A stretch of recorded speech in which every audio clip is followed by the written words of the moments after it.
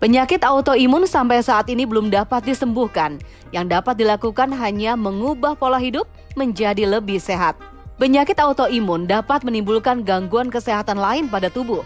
Salah satunya adalah lupus, dikarenakan sistem kekebalan tubuh justru berbalik menyerang organ tubuh Anda. Lantas bagaimana gejala munculnya penyakit lupus pada orang dengan autoimun? Profesor Iris Reganis, spesialis penyakit dalam konsultan alergi imunologi, akan memaparkannya untuk Anda. Dan hadir juga Riri, seorang autoimun yang menderita lupus, akan berbagi ceritanya untuk Anda pemirsa Hidup Sehat Plus. Kan dengar-dengar Mbak Riri waktu awal sakit tuh gimana sih ceritanya? Waktu awal saya sakit itu dok, kaki saya tuh bengkak gitu kan. Sebenarnya kalau katanya ada yang lemah lesu seperti itu tuh nggak ngerasa di saya, cuma saya tuh nyeri-nyeri sendi terutama di sekitar sendi tangan, Prof. Emang seperti itu ya, Prof, kalau sakit lupus itu? Kalau autoimun atau lupus memang seringkali nyeri sendi itu menonjol. Nah, masalahnya sekarang Riri pernah nggak sih merah-merah di sini kalau kena matahari? Kadang-kadang orang bilang kayak kupu-kupu, atau misalnya kena matahari kok rasanya nggak enak gitu. Pernah nggak kayak gitu? Nah, waktu yang saya alami itu nggak pernah tuh dok yang muka merah-merah itu gitu kan. Makanya agak kaget juga ketika saya ternyata kena autoimun lupus gitu, hanya dari kaki bengkak. Karena ketika kena matahari itu nggak ada merah-merah sama sekali. Memang ada kondisi seperti itu ya dok ya? Ada. Jadi kalau autoimun itu banyak sekali, lebih dari 100 ya saat ini diketahui. Nah, salah satunya yang terbesar adalah lupus. Nah, lupus juga bisa mengenai kulit ya, yang saya katakan tadi bahwa seperti kupu-kupu, tapi ada juga ya kaki bengkak misalnya tengah ginjal. Ya, ada juga yang kena organ yang lain, ya kena tiroidnya atau kena darahnya. Nah, itu yang harus dievaluasi. Ngomong-ngomong Mbak Riri waktu itu diagnosa ginjal ya? Iya, saya kena nefrosis karena ada protein urin ya dok di situ. Itu khasnya. Jadi pada lupus nefritis atau SLE ginjal itu memang ada kebocoran daripada ginjalnya sehingga proteinnya keluar. Jadi ya kita sebut protein urea. Ya, jadi proteinnya muncul di kencing, di urin. Pas urinnya diperiksa ternyata mengandung protein. Nah, waktu itu Mbak Riri begitu juga? Iya benar dok, gitu ya? Sampai plus 4 protein saya waktu itu dok. Sempat dibiopsi nggak ya? Ginjal biasa itu dibiopsi, biasa untuk diagnosa kita biopsi ginjal. Nah, kalau Mbak Riri gimana? Sempat dok, saya sempat dibiopsi ginjal, sempat biopsi ginjal sekali. Memang di situ dinyatakan saya SLE nefritis tersebut dok. Kemudian dok, seandainya nih ada nggak sih perpindahan, misalnya kan sebelumnya saya di ginjal gitu, ada nggak misalnya nanti kambuh atau nge-flare up tapi ke organ lain atau lari ke kulit gitu, ada nggak sih dok kondisi kayak gitu? Jadi kalau lupus itu kan multi organ, jadi dia bisa kemana-mana. Jadi bisa dia udah kena ginjal, kita harus berhati-hati jangan kena organ yang lain. Ya, karena itu harus diperhatikan diet, pengobatan harus teratur, edukasi kepada pasiennya. Nah, Riri gimana pengobatan terakhir waktu itu? Pengobatan kan terkontrol karena memang sering rutin gitu kan. Dan alhamdulillah Prof Riri yang itu juga selalu ngontrol 6 bulan sekali untuk periksa-periksa indikasi-indikasi lupusnya aktif atau tidak aktif seperti itu dok. Sekarang masih minum obat dong? Masih minum obat. Terus dietnya gimana, Ri? Sarannya dietnya memang agak sedikit berat tapi harus dilakuin ya Prof ya. Itu kan kayak misalnya diet gluten, terus ada saran karena golongan darah Riri O, jadi Riri harus diet susu, keju, seperti itu.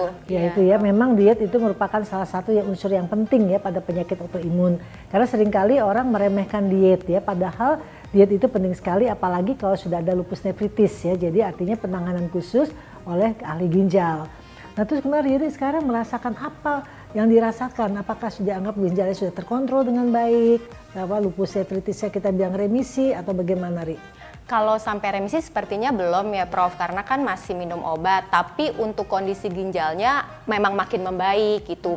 Udah tidak ada indikasi yang terus-menerus ada protein urinnya berlebih gitu. Walaupun ada tapi masih terkontrol, katanya seperti itu dok. Gak boleh capek loh, Ri. Ini Riri dengernya kerja kan? Iya Prof, kerja. Nah, itulah wanita karier kan berarti ya. Nah, gimana cara memanagenya supaya nggak capek, Ri?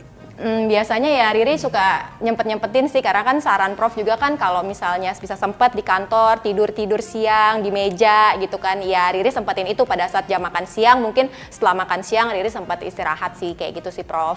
Ya memang nggak gampang ya Ri, manajemen waktu, apalagi di kantor kan kita nggak disiapin tempat tidur. Jadi kita makan siang, sholat, istirahat sejenak walaupun di meja kita. Nah itu satu hal yang perlu kita terus edukasikan kepada teman-teman yang lain juga. Nah Prof, kan waktu itu kaki saya awalnya bengkak tuh ya, tiba-tiba gitu, terus bangun tidur juga matanya tuh bengkak juga gitu. Sebenarnya lupus itu penyebabnya apa ya Prof? Nah, sebetulnya bukan lupus aja ya, tapi penyakit autoimun sampai hari ini kita nggak tahu sebabnya. Ya, jadi yang kita bisa lihat tuh faktor yang mempengaruhi. Ya, misalnya faktor keturunan, genetik, kemudian faktor stres, itu yang paling banyak ya, stres, kemudian faktor lingkungan, pola hidup, gaya hidup, itu sangat mempengaruhi seseorang. Untuk terjadi, kalau dia bakatnya lupus ya jadi lupus, kalau dia bakat penyakit lain ya penyakit lain. Kan tadi Prof ada bilang keturunan, memang kalau keturunan kan dari keluarga Riri kan nggak ada nih, maksudnya dari yang langsung mama, papa itu kan nggak ada gitu ya Prof. Nah sekarang ini kan Riri ada anak nih Prof gitu, ada nggak sih kemungkinan misalnya anak Riri kena gitu ya Prof ya dengan penyakit lupus ya, yang ini? Jadi memang faktor keturunan tidak selalu. Ya buktinya kan orang tua Riri nggak ada yang lupus atau autoimun ya. Nah tetapi bisa saja terjadi genetik. Nah artinya kita anak-anak kita jaga jangan sampai seperti kita. Karena kita belum tahu ya apakah dia akan kena atau tidak. Karena itu kita harus rubah pola hidup kita. Kita rubah, jangan bikin dia stres, jangan bikin sesuatu yang merasa dia jadi tertekan. Nah hal-hal seperti itulah kita teredukasi untuk kita, tapi kita juga akhirnya mengedukasi kepada anak-anak memberikan makanan yang sehat tentunya. Waktu itu pernah waktu Riri hamil kan, waktu itu kan memang lagi kondisinya kan lupus terkontrol, makanya Riri bisa hamil gitu kan. Nah ada cerita di rumah sakit Prof, itu ada pasien yang sakit lupus sampai masuk ICU gitu. Apakah memang ada kemungkinan sakit lupus itu sebahaya itu ya Prof? Ya, jadi penyakit lupus itu ada ringan, sedang, dan berat ya. Ya, kita yang berat itu ya kalau sudah terjadi bisa cuci darah ya. Syukur diri terkontrol dengan baik. Jadi kita bahkan sekarang perbaikan. Kita jangan sampai cuci darah.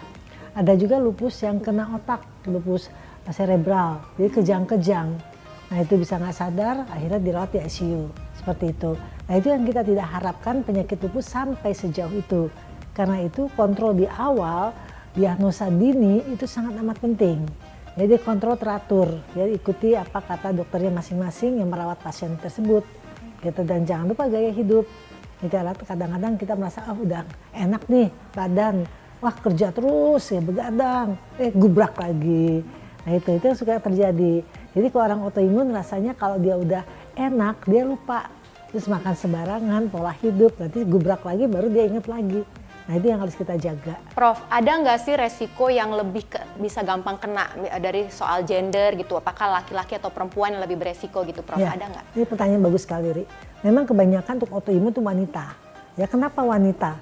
Ya wanita itu bisa 80% loh pada lupus sampai 90%. Dan yang lainnya juga demikian.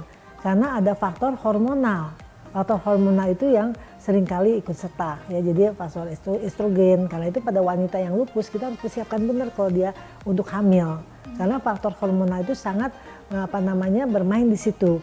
Dan juga misalnya orang yang menstruasi dia lupus, nah itu kadang-kadang waktu saat dia mens dia terasa banget lemah, lesu dan segala macam, bisa flare up lupusnya ya. Jadi kita lihat peranan hormon itu sangat mempengaruhi penyakit lupus. Karena pada wanita memang kelihatan lebih banyak dibandingkan sama pria. Oke, itu ada range umurnya nggak Prof? Misalnya wanita-wanita yang produktif ya, atau... Betul sekali, Ri. Betul. Jadi wanita yang produktif itulah yang lebih banyak dibandingkan yang usia lebih tua. Ya, jadi itu ya, jadi masa-masa produktif karena hormonnya masih baik, ya kan? Jadi bisa mempengaruhi di situ.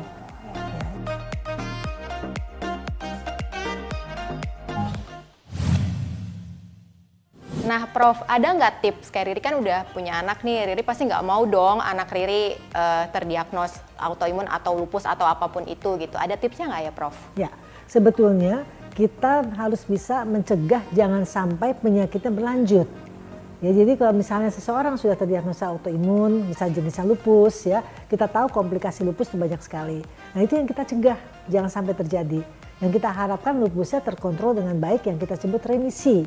Jadi kalau dibilang sembuh tidak bisa 100% sembuh, tetapi penyakit itu bisa dikontrol dengan baik, mencapai remisi. Ya, di remisi itu bisa tanpa obat, hidup normal, tetapi tetap harus menjaga kondisi bahwa dia tidak seperti dulu lagi. Jadi dia harus jaga pola hidup, pola makan, istirahat, tidak boleh stres, manajemen of stressnya harus dijaga. Ya, jadi tujuan kita adalah jangan sampai penyakit autoimunnya menjadi berlanjut lebih parah. Tapi kalau penyakitnya udah terjadi, ya, jadi nggak bisa dihapus gitu ya. Kalau belum terjadi tuh Prof? Nah kalau belum terjadi, ada faktor keturunan ya kita pola hidup, pola makan, karena kita tidak tahu kita punya bakat atau tidak. Tapi kalau orang yang sudah punya bakat dari keturunannya, misalnya bisa saja ibunya lupus, anaknya Sjogren atau yang lain autoimunnya. Jadi tidak harus selalu lupus. Tetapi bisa juga orang tuanya kayak Riri, orang tuanya nggak ada satupun yang autoimun, Riri terkena. Nah kita sampai sekarang masih tanda tanya besar, kenapa sih autoimun itu bisa terjadi? Kita hanya bisa tahu bahwa faktor ini yang mempengaruhi, faktor genetik, faktor lingkungan, pola hidup, pola makan, itu yang kita tahu. Nah itulah yang harus kita jaga dengan baik. Saya Profesor Dr. Iris Rengganis, spesialis penyakit dalam, konsultan alergi imunologi. Untuk Hidup Sehat Plus.